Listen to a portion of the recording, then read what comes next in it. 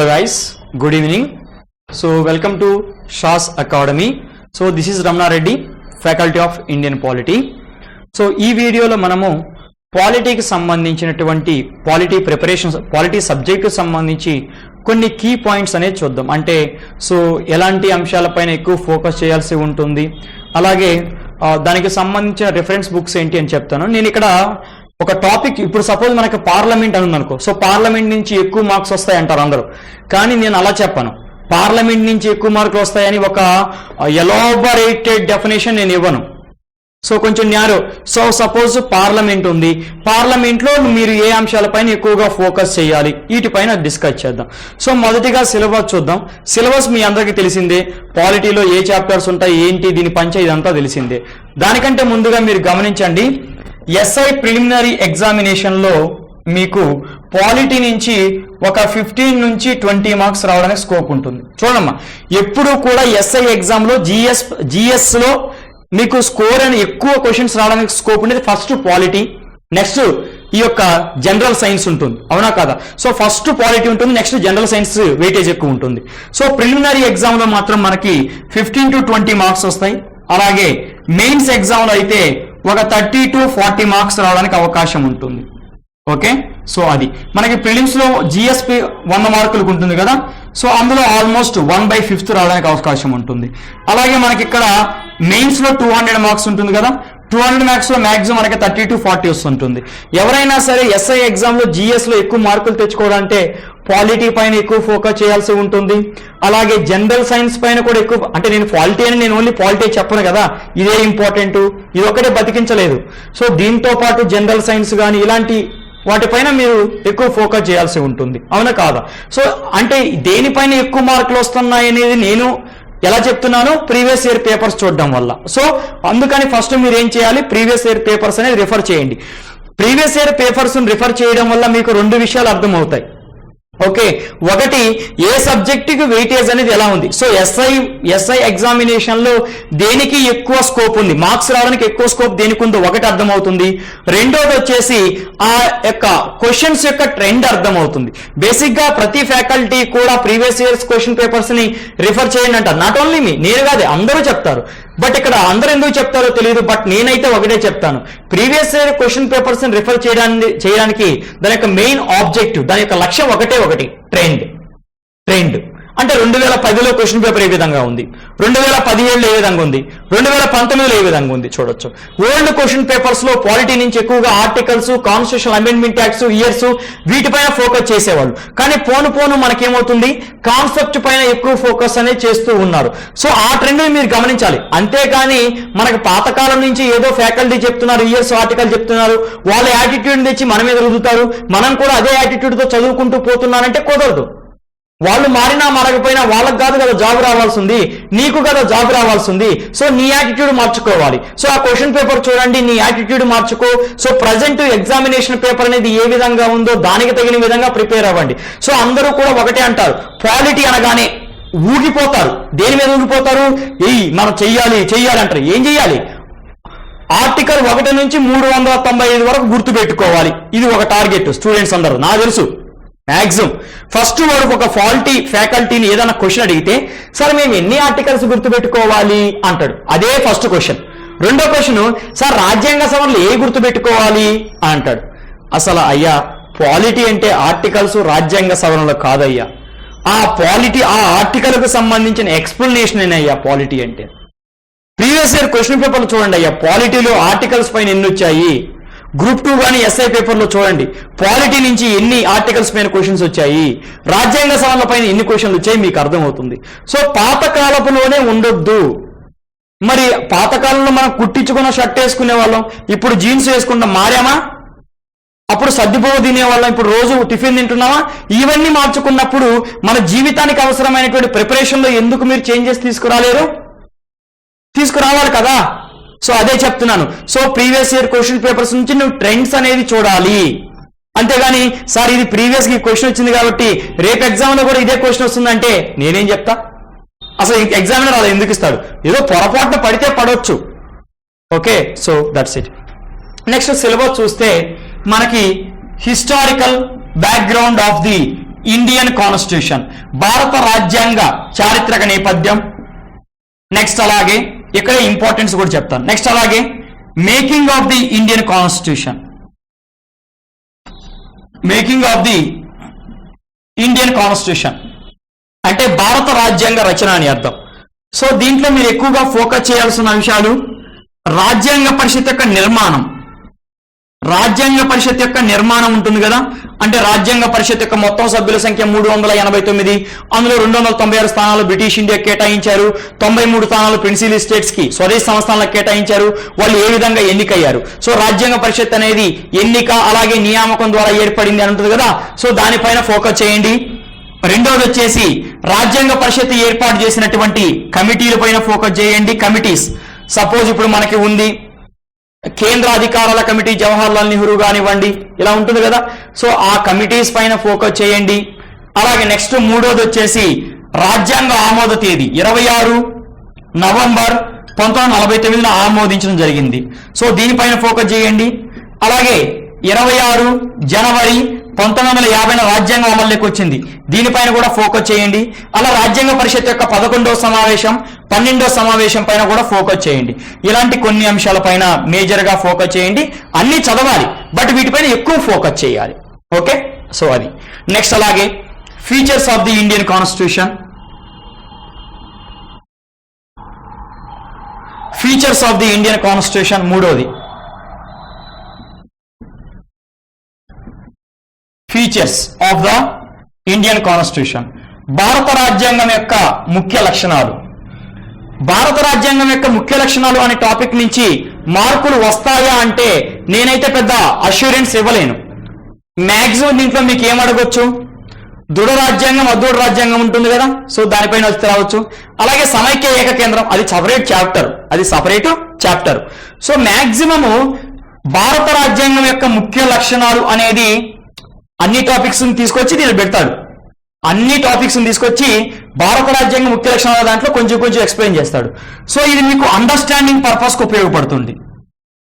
Understanding purpose కి ఉపయోగపడుతుంది. ఇది మార్కుల పరంగా మీకు పెద్ద ఉపయోగపడదు, బట్ క్వాలిటీలో ఎక్కువ అండర్స్టాండింగ్ అనేది ఇక్కడే ఉంటుంది. ఇప్పుడు చూడండి, నేను అన్నాను రాజ్యాంగం అనేది దృఢ అదృఢ లక్షణాలు అన్నాను, అది మనకి ఎక్కడ కవర్ అవుతుంది, భారత రాజ్యాంగ సవరణ విధానం అనే టాపిక్ ఉంటుంది. కాన్స్టిట్యూషన్ ఏ విధంగా అమెండ్ చేస్తారు, 2/3 మెజారిటీ, 2/3. సో బేసిక్ గా సింపుల్ మెజారిటీతో రాజ్యాంగాన్ని సవరించరు. ఆర్టికల్ 368 ప్రకారం భారత రాజ్యాంగాన్ని 2 పద్ధతుల్లో సవరిస్తారు. ఒక 2/3 మెజారిటీ, రెండోది వచ్చేసి 2/3 and half of the states ratification. అక్కడ మనం చెప్పుకోవచ్చు అంటే అన్ని చాప్టర్స్ యొక్క సమ్మరీని ఈ చాప్టర్ లో పొందుపరిచారు. బట్ ఇది అండర్స్టాండింగ్ పర్పస్ కి ఎక్కువ ఉపయోగపడుతుంది. నెక్స్ట్ అలాగే థర్డ్ టాపిక్ తీసుకున్నాం, fourth topic preamble. So preamble నేను మీకు ఏం చెప్పను, ప్రియాంబుల్ అంత ఇంపార్టెన్స్ ఏం లేదు. ఒకటి చెప్తా చూడండి, మీకు ప్రియాంబుల్ ఇలా ఉంటుంది కదా, we the people of India అని స్టార్ట్ అయ్యి 26 నవంబర్ 1949 అని ఎండ్ అవుతుంది. అయితే ఈ ప్రియాంబుల్లో ప్రతి ముక్కకి ముక్క, ప్రతి పదము ఎవడైతే చదువుతాడో ఆడికి ఎగ్జామ్ లో మార్కులు వస్తాయి. మనకేముంటుంది, we the people of India ఏం గ్రహించవచ్చు చూడు, ప్రతి పదం గురించి చెప్తాను మీకు నేను. We the people of India అన్నాడు, పీపుల్ అన్నాడు అంటే దాని అర్థం ఏంటి, రాజ్యాంగం తన యొక్క అధికారాన్ని ఎక్కడి నుంచి పొందింది, ప్రజల నుండి. నెక్స్ట్ అలాగే సార్వభౌమాధికారము, తర్వాత సామ్యవాదము, లౌకికవాదము, అలాగే ప్రజాస్వామ్యం, గణతంత్రం ఉంటుంది. ఇవి భారత రాజ్యాంగం యొక్క స్వభావాన్ని తెలియజేస్తుంది. అలాగే రాజ్యాంగం అనేది అందించాలి, టు సెక్యూర్ అందించాలంటుంది. ఏమందించాలి, న్యాయాన్ని అందించాలి. అయితే ఏ అంశాల్లో న్యాయాన్ని అందించాలి, సామాజిక రాజకీయ ఆర్థిక అంశాల్లో న్యాయాన్ని అందించాలి. అలాగే స్వేచ్ఛను అందించాలి అంటుంది.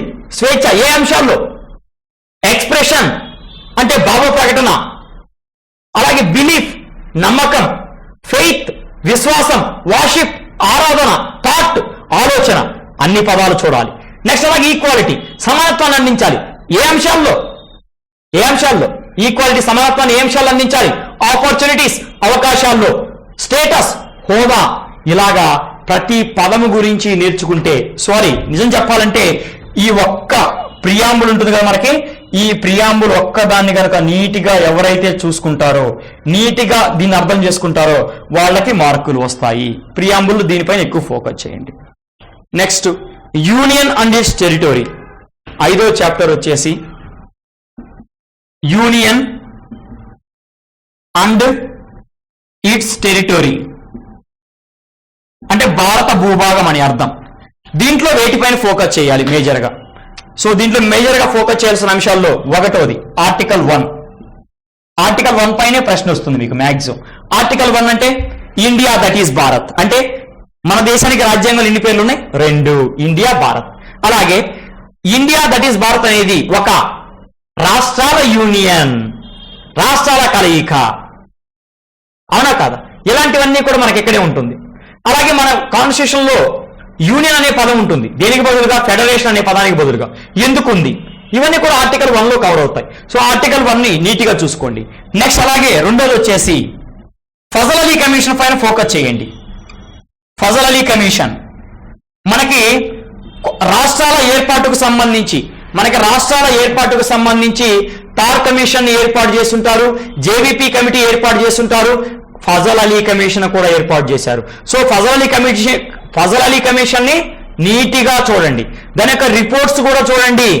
జోనల్ కౌన్సిల్స్ ని ఎవరు ఏర్పాటు చేయాలని ప్రతిపాదించారు? ఫజల్ అలీ కమిషనే. అవునా కాదా?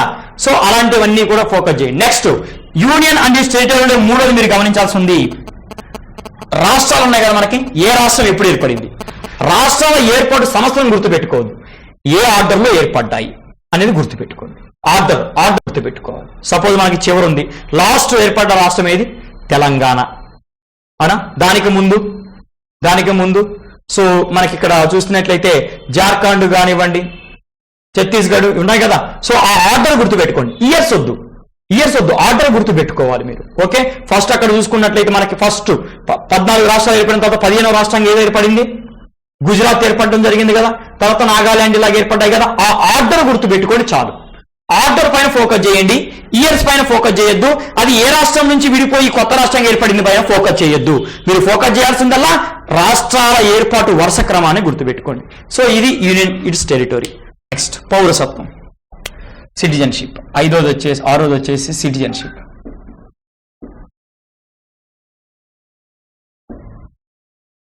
సిటిజన్షిప్ పైన మ్యాక్సిమం మనకు మార్కులు రావడానికి అవకాశం లేదు. నేను రావడానికి అవకాశం లేదన్నాను, వాడు ఇస్తే ఇవ్వచ్చు. మ్యాక్సిమము సిటిజన్షిప్ పైన మనకి క్వశ్చన్ రావడానికి చాలా తక్కువ స్కోప్ ఉంటుంది. ఇచ్చినా కూడా 1, 0 అంతే. 0 లేదా 1 మార్కు రావచ్చు సిటిజన్షిప్ నుంచి. సో అందులో ఇది చిన్న టాపిక్ కూడా ఇది చాలా చిన్న టాపిక్. జస్ట్ ఆర్టికల్స్ పైన ఫోకస్ చేయండి. సపోజ్ ఆర్టికల్ 11 ఉంది. ఆర్టికల్ 11 ఏంటి? సిటిజన్షిప్ కు సంబంధించిన అంశాలపైన చట్టాలు రూపొందించే అధికారం ఎవరికి ఉంది? Parliament.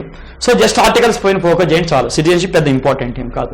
Next fundamental rights.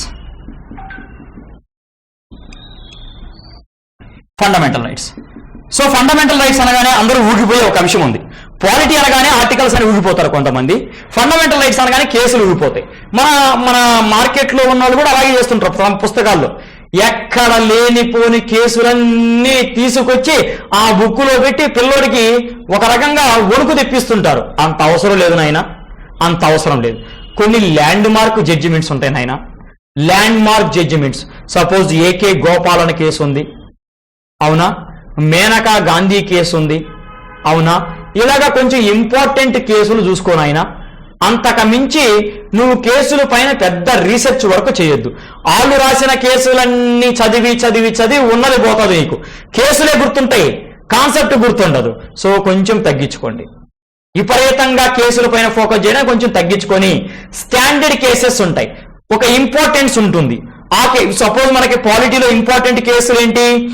Kesavananda Bharati case కానీ, ఏసీ గోపాలన కేసు కానీ, శంకరీ ప్రసాద్ కేసు కానీ, సజ్జన్ సింగ్ కేసు కానీ, ఇందిరా నెహ్రూ గాంధీ కేసు కానీ, మినర్వా మిల్స్ కేసు కానీ, ఎస్ఆర్ బొమ్మాయి కేసు కానీ, ఈ విధంగా కొన్ని ల్యాండ్ మార్క్ జడ్జిమెంట్స్ ఉంటాయి.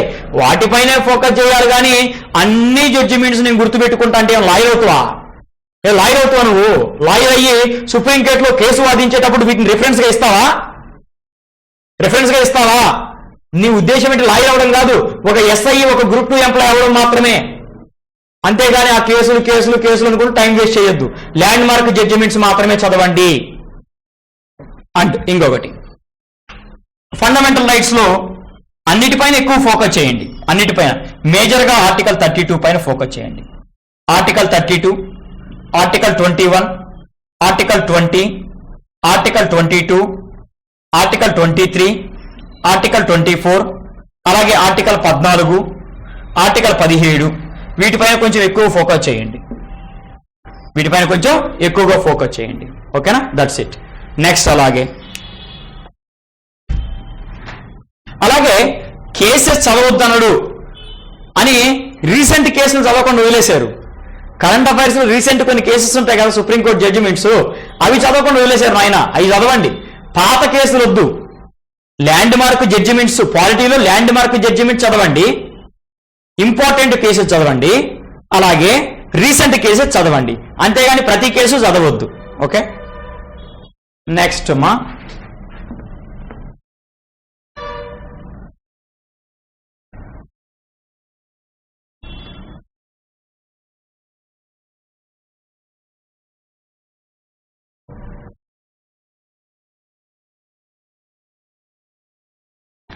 నెక్స్ట్ టాపిక్ వచ్చేసి డిపిఎస్పి, ఆదేశిక సూత్రాలు. ఆదేశిక సూత్రాలు ఆదేశిక సూత్రాల్లో మీరు మేజర్గా ఫోకస్ చేయాల్సిన అంశాలు ఆర్టికల్స్ పైన ఫోకస్ చేయండి. అలాగే మొత్తం ఆర్టికల్స్ గుర్తుపెట్టుకోండి. 36 నుంచి 51 వరకు మొత్తం గుర్తుపెట్టుకోండి. అదొక పాయింట్. ఫస్ట్ ఫోకస్ ఆర్టికల్ 36 నుంచి 51 వరకు అన్నిటిని గుర్తుపెట్టుకో. రెండోది, ఆదేశిక సూత్రాలు మనం మూడు రకాలు వేస్తాం కదా. సామ్యవాద ఆదేశిక సూత్రాలు, అలాగే గాంధేయవాద ఆదేశిక సూత్రాలు, అలాగే ఉదారవాద ఆదేశిక సూత్రాలు చదువుతాం కదా. ఇక్కడ గుర్తుపెట్టుకోవాల్సింది, సామ్యవాద ఆదేశిక సూత్రాలు ఏవి, గాంధేయవాద ఆదేశ సూత్రాలు ఏవి, ఉదారవాద ఆదేశ సూత్రాలు ఏవి, అది గుర్తుపెట్టుకో. ఎందుకు అడుగుతారంటే అప్పుడప్పుడు ఎగ్జామ్లో ఈ క్రింది వాణిలో ఏవి గాంధేయవాద ఆదేశిక సూత్రాలు అంటాడు, చెప్పగలగాలి. ఇది ఒకటి చెయ్యండి. నెక్స్ట్ మూడో పాయింట్, ఫండమెంటల్ రైట్స్ అలాగే డిపిఎస్పి ఆదేశిక సూత్రాలకు మధ్య ఉన్నటువంటి కాంట్రవర్సీ చదవాలి. ప్రాథమిక హక్కులు ఆదేశిక సూత్రాలకు మధ్య కాంట్రవర్సీ చదవాలి. అదేం సార్ మాకు చాలా చోట్ల లేదు కదంటే నేను చెప్తాను కాంట్రవర్సీస్ నేను చెప్తాను, నో ప్రాబ్లం. ఈ మూడు ఫోకస్ చేయి. ఒకటి ఆర్టికల్ 36, 51 ఏ ఆర్టికల్ ఏంటి అని అడగొచ్చు. రెండోది, ఒక 4 ఆర్టికల్స్ ఇస్తాడు, ఈ క్రింది వాటిలో ఏవి సామ్యవాద ఆదేశిక సూత్రాల కిందకి వస్తాయంటాడు. సో నీకు తెలియాలి. నెక్స్ట్ అలాగే fundamental rights, directive principles of state పాలసీకి కాంట్రవర్సీస్ ఉంటాయి కదా, అవి చదవాలి. అది డిపిఎస్పి. నెక్స్ట్ అలాగే fundamental duties. Sir fundamental duties చాలా చిన్నదే కదా. ఎస్, చిన్నదే. సో 42వ రాజ్యాంగ సవరణ చట్టం ద్వారా ఏర్పాటు చేసి ఎన్ని చదువుతారు. స్వరణ్ సింగ్ కమిటీ కూడా చెప్తారు. అప్పుడప్పుడు మనకు అడగొచ్చు, స్వరణ్ సింగ్ కమిటీ సిఫార్సు చేసిన ఈ క్రింది అంశాన్ని ప్రాథమిక విధుల్లో చేర్చలేదు. పన్ను కట్టడం, ట్యాక్స్ చేర్చలా, ఇలా అడగొచ్చు. నెక్స్ట్ అలాగే ప్రాథమిక విధులు మనకి 11 ఉన్నాయి కదా. సో స్టార్టింగ్ లో 10 ఉండేటివి, కానీ 86వ రాజ్యాంగ సవరణ చట్టం ద్వారా ఇంకొక ప్రాథమిక విధిని యాడ్ చేశారు. So present 11. ఆ 11 ఏంటి అనేదాన్ని మీరు ఒక ఆర్డర్లో గుర్తుపెట్టుకోవాల్సిన అవసరం లేదు. సో ఆ 11 ఫండమెంటల్ డ్యూటీస్ని ఆర్డర్లో గుర్తుపెట్టుకోవడం అంత తప్పు పని ఇంకోటి లేదు. సో జస్ట్ మీకు ఏం అడుగుతానంటే సమ్ టైమ్స్, ఫర్ ఎగ్జాంపుల్ గమనించండి, నేను ఒకటి అడుగుతున్నా. So which of the following are the fundamental duties? ఒకటి, కన్జర్వేషన్ ఆఫ్ ఎన్విరాన్మెంట్, పర్యావరణాన్ని సంరక్షించడం, ప్రజల ఆస్తులను కాపాడడం. నెక్స్ట్ మూడోది వచ్చేసి పన్ను కట్టడం. నెక్స్ట్ నాలుగోది వచ్చేసి కుటుంబ నియంత్రణ. ఇలా అన్నాడు అనుకో. So conservation of environment okay, అలాగే ప్రజల ఆస్తులను కాపాడడం ఓకే, పన్ను కట్టడం ప్రాథమిక విధి కాదు, అలాగే కుటుంబ నియంత్రణ ప్రాథమిక విధి కాదు. అంటే ఇక్కడ ఏంటి, సో ఫండమెంటల్ డ్యూటీస్ ని ఆర్డర్ లో గుర్తుపెట్టుకోవడం వల్ల పెద్ద ఇంపార్టెన్స్ ఏమీ లేదు. నువ్వు చేయగలిగింది కూడా ఏమీ లేదు, జస్ట్ నువ్వు చేయగలిగింది ఒకటే. సో ఏది వాడు ఎగ్జామ్ లో వాడు ఇచ్చినప్పుడు ఇది ఫండమెంటల్ డ్యూటీ కాదు అని నీకు తెలిస్తే ఆన్సర్ చేయగలవు. అంతేగాని ఏదో నేను చదువుతున్నా పక్కోడు చదువుతున్నా కాబట్టి వరుసగా దీబి అంటే ఏ ప్రయోజనం లేదు. క్వశ్చన్ ఇలాగ రావచ్చు. Which of the following are the fundamental duties or which of the following is not a fundamental duty అని అడగవచ్చు. Okay, just think about it. Next, రాజ్యాంగ సవరణ విధానం, కాన్స్టిట్యూషనల్ అమెండ్మెంట్ ప్రొసీజర్. ఇది గ్రూప్ 2 కానీ ఎస్ఐ కానీ పెద్ద ఇంపార్టెన్స్ ఉండదు. కాన్స్టిట్యూషనల్ అమెండ్మెంట్ ప్రొసీజర్ అనేది మీకు పెద్ద ఇంపార్టెంట్ కాదు, కానీ మీకు ప్రతి చాప్టర్లో కూడా సింపుల్ మెజారిటీ అనేది వింటూ ఉంటాం. ప్రతి చాప్టర్లో, పాలిటీలో ప్రతి చాప్టర్లో సింపుల్ మెజారిటీ వింటాం. ఆ సింపుల్ మెజారిటీ అంటే ఏంటి, దానికి డెఫినేషన్ ఏంటి, థియరిటికల్ ఎక్స్ప్లెనేషన్ ఏంటి. అలాగే 2/3 మెజారిటీ వింటుంటాం. డెఫినేషన్ ఏంటి, దానికి సంబంధించిన ఎక్స్ప్లెనేషన్ ఏంటి చూడాలి. నెక్స్ట్ అలాగే 2/3 half of the states ratification majority అంటాం, దానికి డెఫినేషన్ ఏంటి, అలాగే దానికి సంబంధించిన ప్రాక్టికల్ ఎగ్జాంపుల్ ఏంటి. అది ఇంకా కొన్ని మెజార్టీలు చెప్తా మీకు. ఎఫెక్టివ్ మెజార్టీ అంటాం. ఎఫెక్టివ్ మెజార్టీని ఎక్కడ ఉపయోగిస్తాము, స్పీకర్ ని తొలగించడానికి, డిప్యూటీ స్పీకర్ ని తొలగించడానికి, డిప్యూటీ చైర్మన్ ని తొలగించడానికి, అలాగే రాజ్యసభలో ఉపరాష్ట్రపతి తొలగింపు తీర్మానాన్ని కూడా ఎఫెక్టివ్ మెజార్టీతోనే ఆమోదించాలి. Effective majority. అలాగే అబ్సల్యూట్ మెజార్టీ అంటే ఏంటి. నెక్స్ట్ అలాగే ప్రెసిడెంట్, రాష్ట్రపతి తొలగింపుకు సంబంధించి ప్రత్యేకంగా 2/3 మెజార్టీ ఉంటుంది, అదేంటి, ఇవన్నీ కూడా ఇక్కడ డిస్కస్ చేస్తాం. నెక్స్ట్ అలాగే బేసిక్ స్ట్రక్చర్, భారత రాజ్యాంగ మౌలిక స్వరూపం. బేసిక్ స్ట్రక్చర్ కూడా ప్యూర్లీ కాన్సెప్ట్ అన్నమాట, పెద్దగా గ్రూప్ 2కి ఉపయోగపడదు. కానీ ఒక క్వశ్చన్ అడగచ్చు. ఇప్పుడు సపోజ్ మీకు ఒక క్వశ్చన్ ఇచ్చాడు, రెండు ఆప్షన్స్ ఇస్తున్నా. Option A democracy, option B republic, option C వచ్చేసి సిటిజన్షిప్, ఆప్షన్ డి వచ్చేసి సెక్యులర్ ఇచ్చాను. So which of the following is not a, ఈ క్రింది వన్లో ఏది బేసిక్ స్ట్రక్చర్ లో భాగం కాదు, బేసిక్ స్ట్రక్చర్ లో భాగం కాదు అని అడిగినప్పుడు ఏది కాదు, సిటిజన్షిప్ అనేది బేసిక్ స్ట్రక్చర్ లో భాగం కాదు. ఇవన్నీ కూడా బేసిక్ స్ట్రక్చర్ లో భాగమే. అంటే ఏంటి, లాస్ట్ లో నేను ఇచ్చిన ఆ టేబుల్ అనేది మీరు చదవాలి. లాస్ట్ లో ఇచ్చిన టేబుల్ నేను చదవాలి. సుప్రీంకోర్టు ఏ జడ్జిమెంట్స్ లో ఏ అంశాలని బేసిక్ స్ట్రక్చర్ లో భాగమని చెప్పింది అవి చూడాలి. ఓకే, సో బేసిక్ స్ట్రక్చర్ లో ఈ విధంగా క్వశ్చన్ రావడానికి అవకాశం ఉంటుంది. Next guys let us start. Next చూడండి అమ్మా, బేసిక్స్. ఫెడరల్ సిస్టమ్ అంటే ఏంటి, సమైక్య వ్యవస్థ అంటే ఏంటి, అలాగే యూనిటరీ. సమైక్య వ్యవస్థ అంటే ఏంటి, అలాగే ఏకకేంద్ర వ్యవస్థ అంటే, federal system and unitary system, సమైక్య ఏకకేంద్ర వ్యవస్థ. ఇక్కడ మీకు అడిగే క్వశ్చన్ కాన్సెప్ట్ తెలుసుకోవాలి. క్వశ్చన్ ఎక్కడి నుంచి రావడానికి అవకాశం ఉంటుంది అంటే, ఫర్ ఎగ్జాంపుల్ ఇస్తారు ఇలాగా. ఆప్షన్ ఏ ఇండిపెండెంట్ జ్యుడిషియరీ, స్వతంత్ర న్యాయ వ్యవస్థ.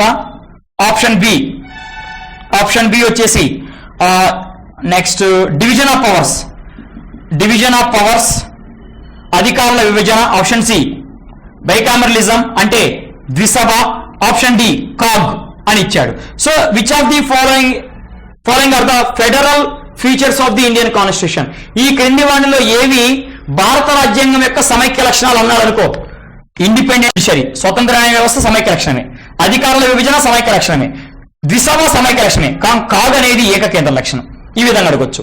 సో క్వశ్చన్ ఏమి ఇస్తారు మీకు, ఈ క్రింది వాణిలో ఏవి సమైక్య లక్షణాలు, ఏవి ఏకకేంద్ర లక్షణాలు అంటారు, అలాంటివి ఫోకస్ చేయాలంటే, అలాంటివి మీకు తెలియాలంటే ఈ బేసిక్స్ అన్ని కూడా, ఈ క్లాసులో చెప్పే బేసిక్స్ అన్ని కూడా వినాలి. నెక్స్ట్ అలాగే parliamentary system and presidential system అనేది కూడా ప్యూర్లీ కాన్సెప్ట్ ఓరియంటెడ్ గా ఉంటుంది. అది వింటేనే నెక్స్ట్ టాపిక్స్ కి ఫౌండేషన్ గా ఉంటుంది. నెక్స్ట్ టాపిక్ మనకి ప్రెసిడెంట్. ప్రెసిడెంట్ అనేది ఇంపార్టెంట్, నేనేం కాదనట్లేదు. కానీ ప్రెసిడెంట్ లో మీరు ఎక్కువగా ఫోకస్ దేనిపై చేస్తారు అంటే, ఆర్డినెన్స్ పైన ఫోకస్ చేయండి. నెక్స్ట్ అలాగే పార్డన్ పవర్, క్షమాభిక్ష అధికారం పైన చూడండి. నెక్స్ట్ అలాగే వీటో పవర్ పైన కూడా ఎక్కువ ఫోకస్ చేయండి. ఎక్కువగా ఫోకస్ చేయండి. ఓకేనా, అంటే మ్యాక్సిమం అంతా చదవాలి, బట్ వీటిపైన ఎక్కువ ఫోకస్ చేయాలి. నెక్స్ట్ అలాగే వైస్ ప్రెసిడెంట్, అది ఎలా చదువుతారు. నెక్స్ట్ అలాగే PM and council of ministers, ప్రధానమంత్రి అలాగే మంత్రి మండలి. ఇందులో మీరు బేసిక్ గా ఎక్కువ ఫోకస్ చేయాల్సి ఉంది 74-75 ఆర్టికల్స్. 74-75 ఆర్టికల్స్ పైన ఎక్కువగా ఫోకస్ చేయాలి. నెక్స్ట్ అలాగే పార్లమెంట్ నుంచి మోస్ట్ ఇంపార్టెంట్, ఇది మనకు తెలిసిందే. రాష్ట్రపతి, పార్లమెంట్ చాలా చాలా ఇంపార్టెంట్. పార్లమెంట్ లో మనకి బిల్స్ ఉంటాయి, ordinary bill, financial bills, money bills ఉంటాయి. అలాగే జాయింట్ సిట్టింగ్ అని ఉంటుంది. ఒకటి కాదు పార్లమెంట్ అంతా నీట్గా చూడండి. నెక్స్ట్ అలాగే జ్యుడిషియరీ టాపిక్ పైన, జ్యుడిషియరీ కూడా మొత్తం చూసుకోండి. అలాగే నెక్స్ట్ స్టేట్ గవర్నమెంట్ లో ఎక్కువ దేనిపైన ఫోకస్ చేస్తారు? గవర్నర్ పైన ఎక్కువ ఫోకస్ చేయండి. ఓకే, నెక్స్ట్ అలాగే సెంట్రల్ స్టేట్ రిలేషన్స్, కేంద్ర రాష్ట్ర సంబంధాల్లో మనకి 3 రకాలు. 1 శాసన సంబంధాలు, 2 పరిపాలన సంబంధాలు, 3 ఆర్థిక సంబంధాలు. మీరు ఎక్కువగా ఫోకస్ దేనిపైన చేస్తారు? శాసన సంబంధాలపై ఎక్కువగా ఫోకస్ చేయండి. నెక్స్ట్ తర్వాత మనకి స్థానిక సమస్యలు ఇవన్నీ ఉంటాయి. ఓకే, సో ఫైనల్గా ఒకటి గుర్తుపెట్టుకో, ఇక్కడ నేను మీకు క్లాస్కి అటెండ్ అయినప్పుడు ఇవన్నీ చెప్తాను, నో ప్రాబ్లం. జస్ట్ బ్రీఫ్గా చెప్పాను అంతే, త్వరగా బ్రీఫ్గా చెప్పాను. సో క్లాస్కి మీరు అటెండ్ అయినప్పుడు మాత్రం మీకు ఒక మంచి రిజల్ట్ అనేది వస్తుంది. అలాగే బుక్స్ ఏంటి అంటే, ఇంగ్లీష్ మీడియం వాళ్ళు లక్ష్మీకాంత్ బుక్ తీసుకోండి, లక్ష్మీకాంత్ ఫర్ ఇంగ్లీష్ మీడియం. మరి తెలుగు మీడియం సంగతి ఏంటి అంటే, తెలుగు మీడియంకి నేను క్లాస్లో చెప్పిన దాన్ని నోట్స్ సరిపోతుంది. క్లాస్లో నేను చెప్పిన దాన్ని నోట్స్ రాసుకోండి, రన్నింగ్ నోట్స్, అది సరిపోతుంది. లక్ష్మీకాంత్ బుక్ కంటే కూడా ఎక్కువ ఇన్ఫర్మేషన్ మన దాంట్లోనే ఉంటుంది, చెప్పడం కాదు, క్లాస్కి అటెండ్ అయిన తర్వాత అర్థమవుతుంది. ఐ థింక్ నేను చెప్పే విధానం మీ అందరికీ తెలిసే ఉంటుంది అనుకుంటా. సో చెప్పడం కాదు, సో బెటర్, సో దీనికంటే బెటర్గానే ఉంటుంది నేను ఇచ్చే క్లాస్ నోట్స్. ఓకే, సో అది అంటే ఇంకా వేరే బుక్ చదవకూడదా, నీదే చదవాలంటే నీ ఇష్టం. ఏ బుక్ అయినా చదువుకో, నేను వద్దంటానా, నేను కొడతాను తిడతానా, ఏ బుక్ అయినా చదువుకో.